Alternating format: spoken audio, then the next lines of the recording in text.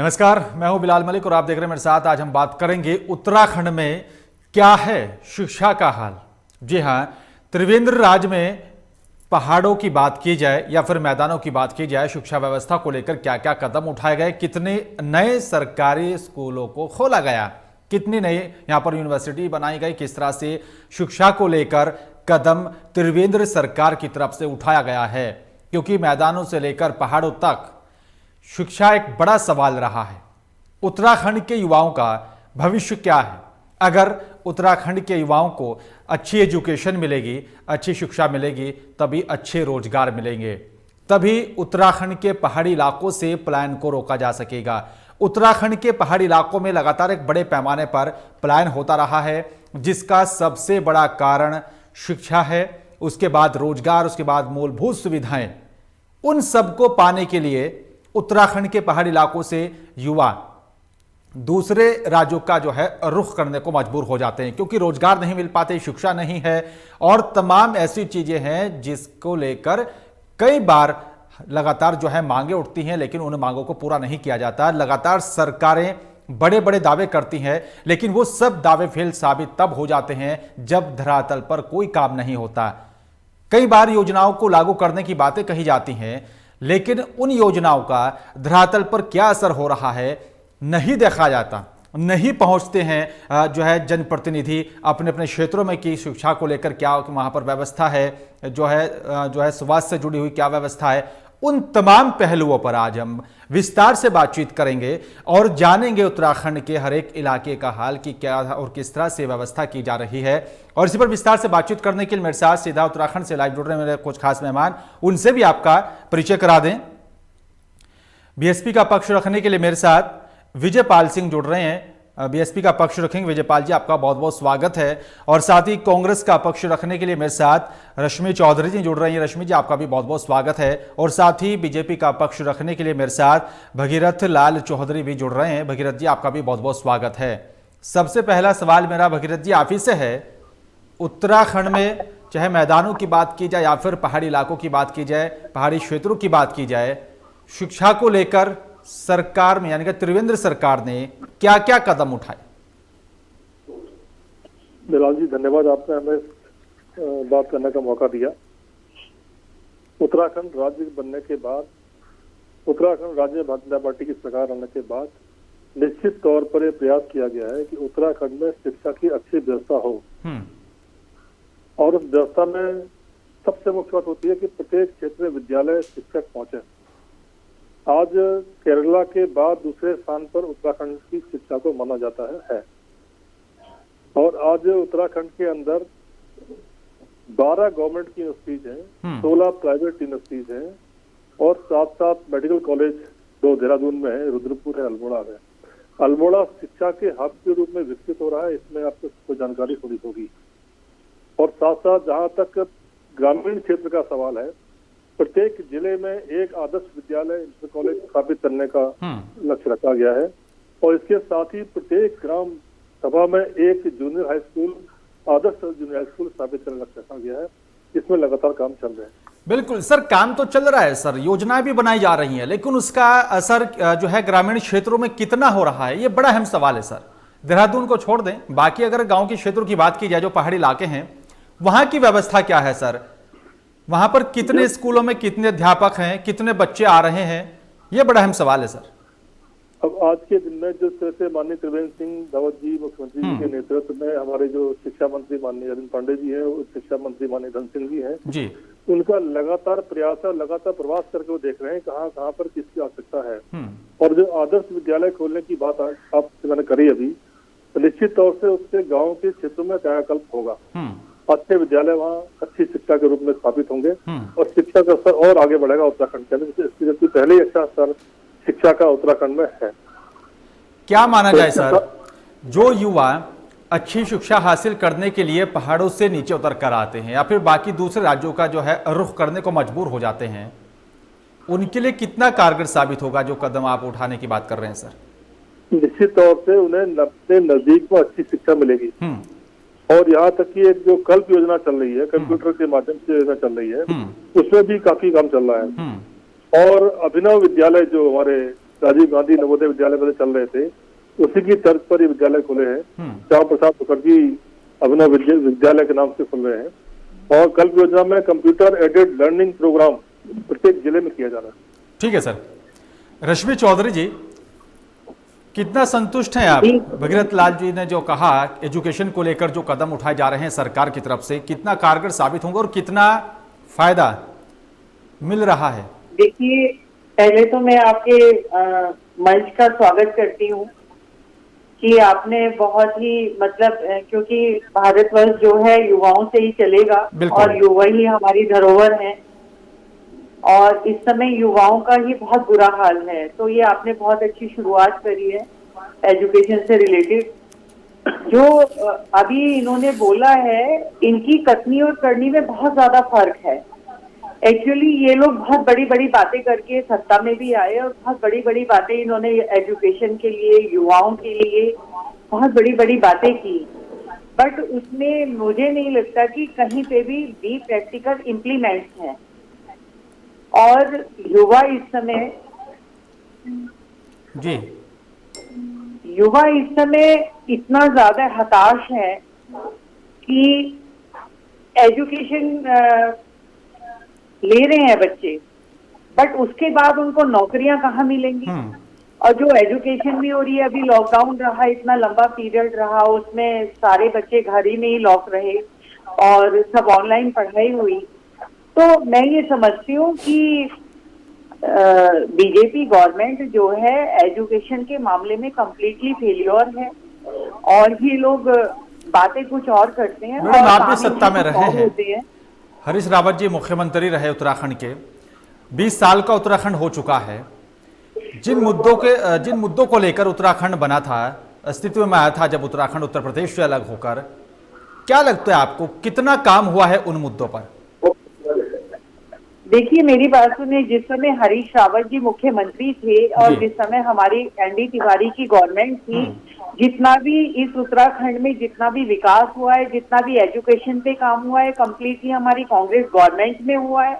और हरीश रावत जी ने एजुकेशन के लिए बहुत अच्छा मतलब जिस तरीके से दिल्ली के अंदर केजरीवाल ने स्कूलों को बहुत ज्यादा महत्व दिया, सरकारी स्कूलों को। अभी आप सरकारी स्कूलों का हाल देखिए कि वहाँ पे 2-3 बच्चे होते हैं। ठीक है और मतलब एजुकेशन नाम पे एक मैं बोलूंगी कि एक खिलवाड़ है बच्चों के साथ। ठीक है मैडम। भगीरथ जी, सब कुछ तो पूर्व की सरकारों में हो चुका है, फिर आप क्या कर रहे हैं सर? देखिए, अब लक्ष्मी जी ने बातें कही हैं कि ये तो खाली बातें करते हैं जी। मैं इन्हें बताना चाहूंगा कि जितना भी भारतीय जनता पार्टी ने कहा था वो सब लगातार लागू किया जा रहा है। ये तथ्यपरक बात करें उनसे ना, तथ्यपरक बात करें, ये खाली भाषण से काम नहीं चलने वाला है। तथ्यपरक बात करें कि क्या नई यूनिवर्सिटी खुली है कि नहीं है, क्या नए विद्यालय खुले हैं कि नहीं खुले हैं, क्या आज के दिन में एक जो नई योजनाएं चल रही है शिक्षा के अंदर उन गरीबों तक जो मजदूर हैं, देव मुस्कान योजना के नाम से जो मजदूर दूर दूर खेतों में काम करते हैं या नदियों में काम करते हैं, जंगलों में काम करते हैं, उनके लिए भी हमारी सरकार ने योजना दी है। ठीक है सर, मुस्कान योजना नाम से दी है। ठीक है सर, खाली भाषण की बात करें, तथ्यपरक बात हमसे करें शिक्षा के क्षेत्र में। ठीक है सर, मुझे याद है। ठीक है भगीरथ जी, मैं लौटूंगा आपके पास। विजयपाल जी भी हमारे साथ जुड़े हुए हैं। विजयपाल जी, आपने दोनों ही सरकारों का कार्यकाल बड़ी बारीकी से देखा है। शिक्षा को लेकर किस किस तरह से क्या कुछ कदम उठाए जा रहे हैं और कितना जो है फायदा आम जनता को मिल रहा है, जो दूर दराज के जो क्षेत्र हैं, जो गांव के क्षेत्र में वहां पर सरकारी जो स्कूल हैं, कितना फायदा वहां के बच्चों को मिल रहा है सर? बहुत बहुत धन्यवाद। लोकमंच में हृदय से आपका आभार प्रकट करना चाहता हूं कि आपने शिक्षा का क्षेत्र, इसकी एक तुलनात्मक विश्लेषण करने के लिए जो आज माननीय भारतीय जनता पार्टी और कांग्रेस दोनों के प्रतिनिधियों को समय दिया है, और खास करके मेरे समक्ष मैं आपको ध्यान दिलाना चाहता हूं कि दोनों ही वर्ग, चाहे वो कांग्रेस हो चाहे भारतीय जनता पार्टी हो, मैं शिक्षा के क्षेत्र में इनकी विशेष उपलब्धियों का आज एक छोटा सा नमूना आपके सामने रखना चाहता हूं। माननीय हरीश रावत जी ने, अभी जैसे मेरी बहन रश्मि जी कह रही थी कि हमारे हरीश रावत जी ने बड़ा कार्य किया है शिक्षा के क्षेत्र में, तो मैं निश्चित रूप से बहन रश्मि जी का धन्यवाद देना चाहता हूं। मैं उनको याद दिलाना चाहता हूं कि किस तरीके से हरीश रावत जी ने फर्जी वजीफे बांटे पूरे प्रदेश में, और SC ST और OBC के छात्रों के नाम पे झूठे वजीफे बांटे गए, और आज की तारीख में उन वजीफों की वजह से करोड़ों रुपए का नुकसान उत्तराखंड सरकार को हुआ, और शिक्षा माफियाओं की एक नई पौध को जन्म दिया गया। और आज पंकज लामा नाम का हरिद्वार का जो व्यक्ति, जो जिसने RTI के माध्यम से सारे भ्रष्टाचार को उजागर किया, आज उसको अपनी जान से हाथ धोना पड़ा। तो निश्चित रूप से बहुत बड़ी उपलब्धि है हरीश रावत सरकार की। जरा मैं पूछना चाहता हूं बहन रश्मि जी से कि कितने का राजस्व का नुकसान आपने उत्तराखंड सरकार को दिया, उत्तराखंड राज्य को दिया। मैं भारतीय जनता पार्टी के लोगों को भी ये बताना चाहता हूं, निश्चित रूप से आपके अंदर एक उपलब्धि जरूर है, वो ये कि आप नारे बहुत बढ़िया बढ़िया बनाते हो, कार्यक्रम बड़े बड़े सजाते हो, लेकिन धरातल पे क्या स्थिति है, कितनी विकट स्थिति है।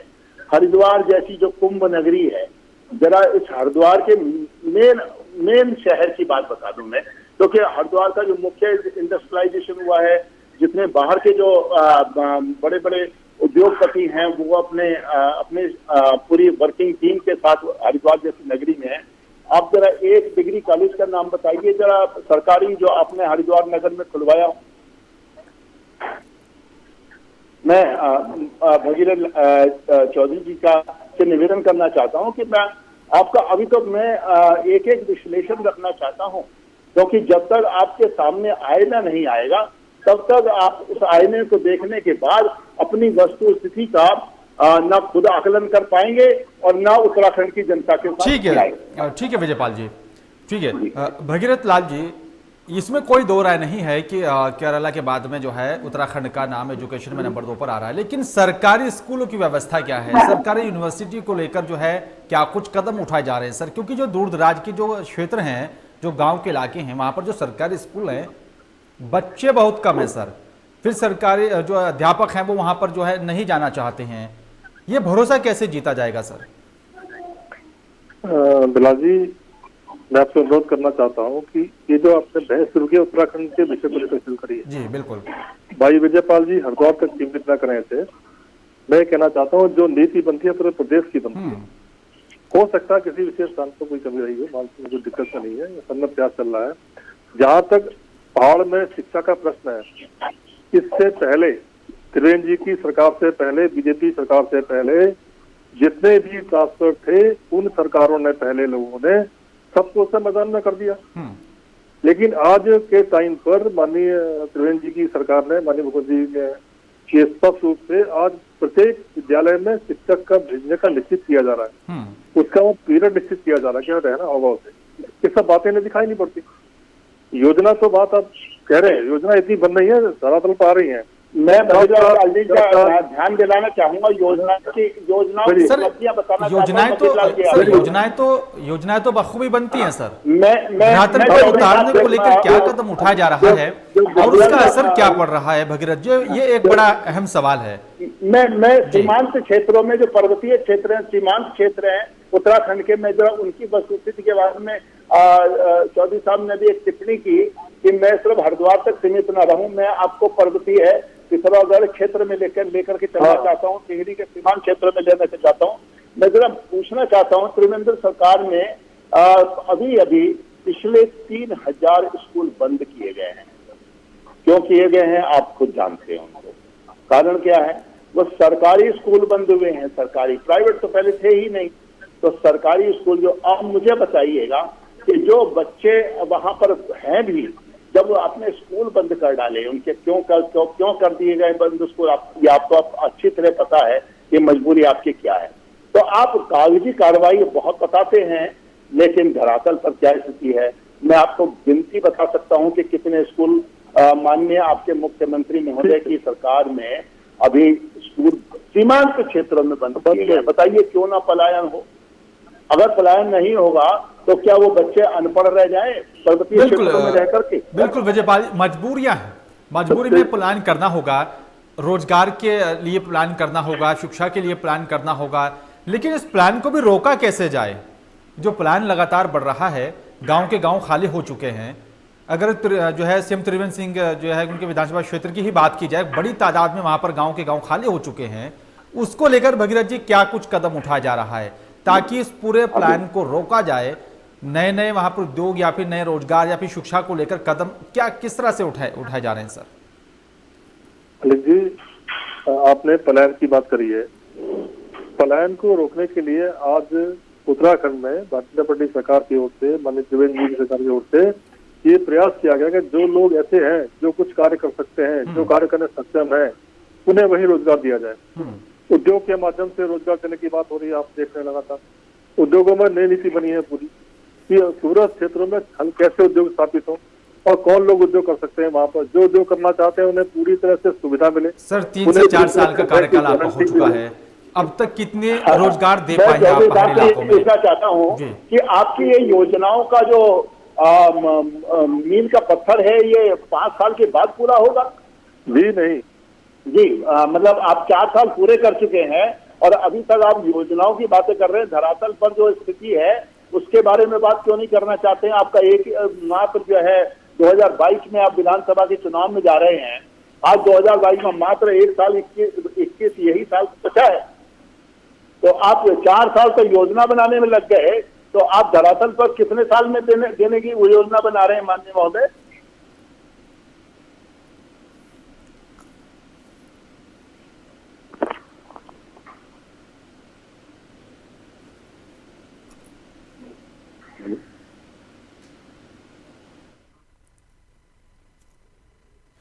बिल्कुल बिल्कुल, ये बड़ा अहम सवाल है कि शिक्षा को लेकर क्या कुछ कदम उठाया जा रहा है और किस तरह से जो है युवाओं को वहां पर जो है शिक्षा के बाद रोजगार मिलेगा।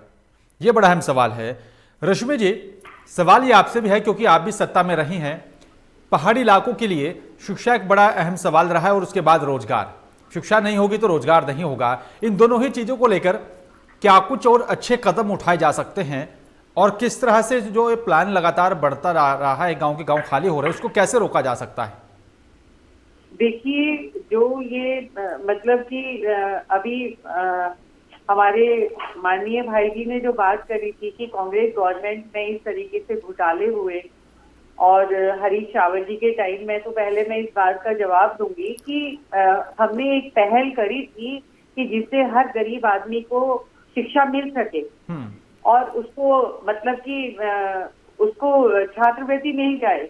बट उसमें इस तरीके से, क्योंकि कांग्रेस के टाइम का ही नहीं है कि हर आदमी कांग्रेस को ही फिंगरप्रिंट करने में लगा हुआ है। मैं ये कहती हूँ कि एट ए प्रेजेंट त्रिवेंद्र रावत जी की सरकार है और उनको 4 साल हो गए।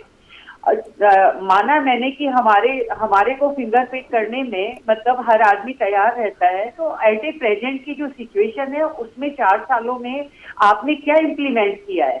आपने इतने लोग पलायन कर करके हमारे मतलब मैडम 4 सालों में ये प्लान नहीं हुआ। ये प्लान तो पिछले 20 सालों से चला रहा है। आप भी सत्ता में रही हैं, कांग्रेस पार्टी भी सत्ता में थी, उसको आपने अपने वक्त में क्या किया प्लान को रोकने के लिए? ये मेरा सवाल आपसे भी है मैडम। युवाओं के लिए क्या किया है? वो पलायन करते जा रहे हैं लगातार। आपने क्या किया मैडम? कांग्रेस सरकार ने क्या किया उस प्लान को रोकने के लिए? जी, आप पुरानी बात को ना करके आप एट ए प्रेजेंट की सिचुएशन को, क्योंकि सरकार आपकी बनाई है उत्तराखंड के लोगों ने, तो दिस इज योर ड्यूटी। आपकी ड्यूटी बनती है कि आप कैसे पलायन को रोकें, कैसे आप इम्प्लीमेंट करें, कैसे आप हमारी जो सरकारी जो हमारे स्कूल हैं उनमें आप किस तरीके से व्यवस्था को अच्छे तरीके से व्यवस्थित करें। खाली ये कोई ना कि आप दिखावा करते रहें। आपके 4 साल तो दिखावे में ही निकल गए हैं। मैडम कुछ ना कुछ कमी तो जो है आपके भी कार्यकाल में रही होगी, इसलिए जनता ने बीजेपी को चुना। लेकिन हाँ, ओबियसली मैं आपकी बात से सहमत हूँ कि कुछ ना कुछ हमारी कमियां रही होंगी, तो तभी बीजेपी गवर्नमेंट आई है और BJP government at A present है, त्रिवेंद्र रावत सरकार है। तो मैं ये चाहती हूँ कि जो हमारी कमियां थी त्रिवेंद्र रावत सरकार ने 4 साल में क्या मतलब उनको पूरा किया है। आप वैसा का वैसा ही पैटर्न आप उसी को चलते आ रहे हैं। 2022 में चुनाव आ रहा है, अब आप थोड़ा बहुत कुछ करके दिखा देंगे। ठीक है मैडम, और फिर बताएंगे कि हमने ये किया। ठीक है मैडम। भगीरथ जी, करीब 4 साल तो योजनाओं को बनाने में आपने लगा दिए, धरातल पर कब उतरेंगे?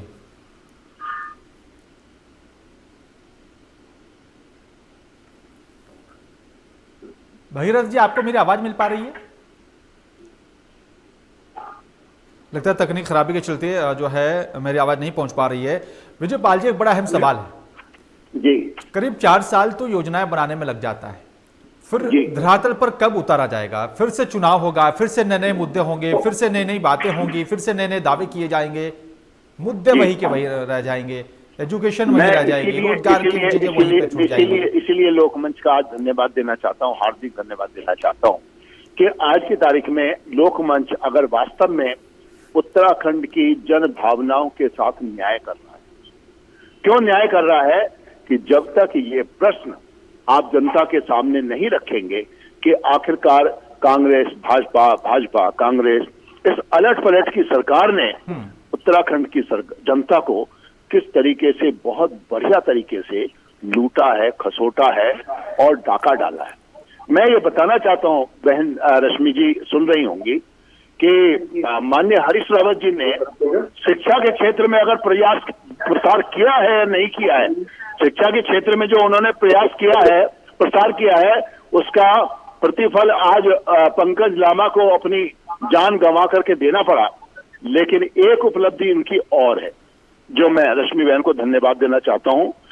एक उपलब्धि उनकी ये है कि उन्होंने शराब की अपनी फैक्ट्रियां खुलवाई और शराब की फैक्ट्रियां अपनी, जिसमें इनके घर के लोग उसमें मतलब उद्योग में लगे और उत्तराखंड के गांव में उन शराबों को बंटवाने का काम किया है। वो शराब का जो दस्तूर है, अभी त्रिवेंद्र रावत सरकार में भी मैं आपको बताना चाहती हूँ विजय पाल जी बहन,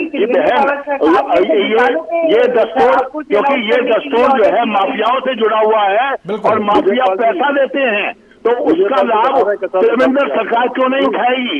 मैं यही बताना चाहता हूं कि आज वर्तमान त्रिवेंद्र सरकार है वो जीरो टॉलरेंस, उन्होंने ऐसा नारा अपना सुना लिया है जैसे ये गुरु मंत्र है, हर बात पे जीरो टॉलरेंस, हर बात पे जीरो टॉलरेंस। मैं बताना चाहता हूँ कि उत्तराखंड उच्च न्यायालय ने विजय पाल जी जीरो टॉलरेंस में काम चल रहा है। ठीक है,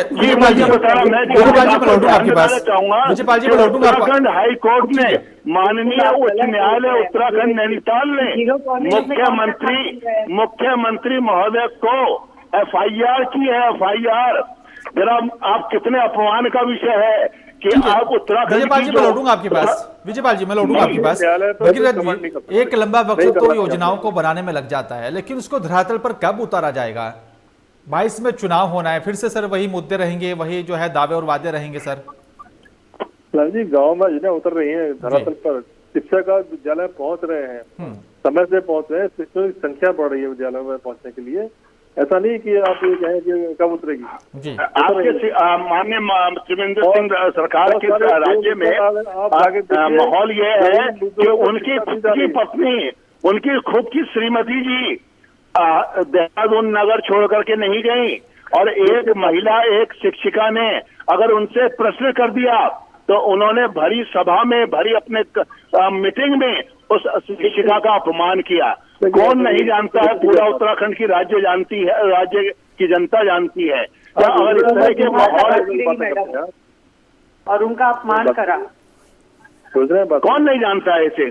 क्या इसे आप शिक्षा का प्रसार कहेंगे और शिक्षा का दोहन कहेंगे? ठीक है विजयपाल जी, ठीक है सर। भगीरथ जी, गांव के क्षेत्रों की अगर बात की जाए, कितने नए स्कूल खोले गए या फिर कितने स्कूलों को अपग्रेड किया गया ताकि तकनीकी शिक्षा से जो है बच्चों को अवगत कराया जाए? किए गए हैं महोदय रूरल क्षेत्र में, रूरल क्षेत्र ऐसे विद्यालय बनते। आप देहरादून और अल्मोड़ा के दो क्षेत्रों को, वहाँ तो प्राइवेट सेक्टर के लोग पहले से जमे हुए हैं और आज आप प्राइवेट सेक्टर को खोल दीजिए तो एक एक गांव में सारे स्कूल खुल जाएंगे। लेकिन हकीकत यह है कि आप देहरादून अल्मोड़ा को छोड़ करके पिथौरागढ़ की बात कीजिए, आप उत्तरकाशी की बात कीजिए, आप चमोली की बात कीजिए। अब तो आप चंपावत की बात क्यों नहीं करते? आप देहरादून और अल्मोड़ा आकर के विजयपाल जी, अंग्रेजों के समय से शिक्षा के क्षेत्र रहे हैं। ठीक है विजयपाल जी, भगीरथ जी से भी हम लोग अब जवाब ले लेते हैं। भगीरथ जी आप पहुंच रहे नहीं पहुंच रहे, देखिए ना आप जाके। मैं तो देख रहा हूँ, मैं तभी तो आपको स्कूलों के बंद होने की गिनती बता रहा हूँ महोदय। मैं आपकी बात सहमत हूँ, विद्यालय बंद इसलिए जहाँ बच्चे नहीं थे। आप स्कूल खोलने की बात कर रहे हैं, मैं त्रिवेंद्र सिंह सरकार के द्वारा बंद किए गए स्कूलों का आंकड़ा दे रहा हूँ आपके सामने। ठीक है, मैं बात कर रहा हूँ, जो ऐसे विद्यालय जहाँ बच्चे नहीं थे वो चल रहे थे व्यवस्थित, वैसे बंद किए गए होंगे, मान सकते हैं। लेकिन आज शिक्षा का स्तर तो बहुत बढ़ रहा है। सवाल यही है ना सर, सवाल यही है कि आखिरकार वो नौबत क्यों आ रही है कि स्कूलों को बंद करना पड़ रहा है, बच्चे क्यों नहीं पहुंच पा रहे हैं वहां पर, शिक्षक क्यों नहीं पहुंच रहे हैं, यही बड़ा अहम सवाल है। कर रहा हूँ आपके सामने जी, मैं आपकी बात मान रहा हूँ, विद्यालय बंद हुए हैं, मैं कब मना कर रहा हूँ बात आपसे, कुछ विद्यालय बंद हुए हैं जहाँ आपने उस पर विश्लेषण नहीं किया आज तक, ये आपने बताया नहीं कि ये स्कूल बंद करने के लिए मजबूरी। विजयपाल जी फाइनल कमेंट में लूंगा आपसे, वक्त कम है मेरे पास। क्या माना जाए उत्तराखंड में शिक्षा का स्तर कब सुधरेगा सरकारी, अगर तंत्र की बात की जाए, सरकारी स्कूलों की अगर बात की जाए सर, फाइनल कमेंट सर। देखिए मलिक जी, जहाँ तक सरकारी स्कूलों की बात है, आज प्रत्येक जिले में एक इंटर कॉलेज आदर्श खोला जा रहा है, सारी योजनाएं, प्रत्येक ग्राम में ब्लॉक में एक जूनियर हाई स्कूल आदर्श बनाया जा रहा है। तो धीरे धीरे जो आपके सामने आ रही है ये चीजें, ठीक है, चीज बनने में समय लगता है। ठीक है सर, वक्त लगता है। विजयपाल जी आपसे मैं फाइनल कमेंट में चाहूंगा, चीजों को बनने में वक्त लगता है, योजनाओं को बनने में वक्त लगता है सर, और कितना वक्त चाहिए सरकारों को? विजयपाल जी फाइनल कमेंट। निश्चित रूप से मैं खेद के साथ ये कहना चाहता हूँ कि 2-2 बार 3-3 बार उत्तराखंड की जनता ने कांग्रेस और भारतीय जनता पार्टी की हंडिया को चूल्हे पर रख करके पी ली, और आज की तारीख में हंडिया नहीं कहना पड़ता है कि ना तो उत्तराखंड के कांग्रेस के पास और ना भारतीय जनता पार्टी के पास कोई भी नक्शो कदम नहीं है, इनके पास विजन नहीं है, इनके पास विजन कुछ नहीं है। ठीक है सर विजयपाल जी, रश्मि चौधरी जी, ठीक है सर, ठीक है विजयपाल जी, विजयपाल जी वक्त कम है मेरे पास। रश्मि चौधरी जी आपसे मैं फाइनल कमेंट में चाहूंगा, उत्तराखंड के क्षेत्र जो ग्रामीण क्षेत्र है, जो पहाड़ी इलाका है, जो वहां पर गाँव है, सरकारी स्कूल को लेकर क्या कुछ नया प्लान आपके पास होगा? रश्मि चौधरी जी फाइनल कमेंट। माने बहन जी की सरकार। मेरा कहना ये है कि जो स्कूल्स बंद हुए हैं वो क्यों बंद किए गए, क्योंकि जो आप जहाँ जहाँ पे ये स्कूल्स बंद हुए हैं तो वहाँ पे क्यों नहीं इतना प्रचार किया गया कि सब अपने बच्चे को उन स्कूलों में भेजा जाता और वो बच्चे वहीं के वहीं बच्चे पलायन ना कर। ठीक है मैडम, अब देखना ये होगा कि आखिरकार ग्रामीण क्षेत्रों में जो है सरकारी शिक्षा का स्तर कैसे बढ़ेगा। ठीक है मैडम, ठीक है रश्मि जी, देख रेख में प्रॉब्लम्स आती है, ठीक है रश्मि जी, ठीक है रश्मि जी, अब देखना होगा कि शिक्षा को लेकर जो है सरकारी स्कूलों में जो है और क्या कुछ सुधार होंगे और कैसे होंगे, ये बड़ा अहम सवाल है। फिलहाल इस चर्चा में शामिल होने के लिए आप तीनों मेहमानों का बहुत बहुत धन्यवाद, बहुत बहुत शुक्रिया। लेकिन सवाल यही है कि जो ग्रामीण क्षेत्र हैं, जो पहाड़ी इलाके हैं, जो वहां पर गांव है, और उन गांव में जो सरकारी विद्यालय है, क्या स्थिति यहां पर जो है ठीक होगी, या फिर जिस तरह से स्कूलों को बंद किया गया, क्या वजह है, वो बंद क्यों हो रहे हैं, क्या कारण है, क्या उस पर भी विचार मंथन किया जाएगा, क्या सरकार उसको लेकर भी सचेत होंगी और कदम उठाया जाएगा, ये बड़ा अहम सवाल है। फिलहाल मेरे साथ सिर्फ इतना ही, नमस्कार।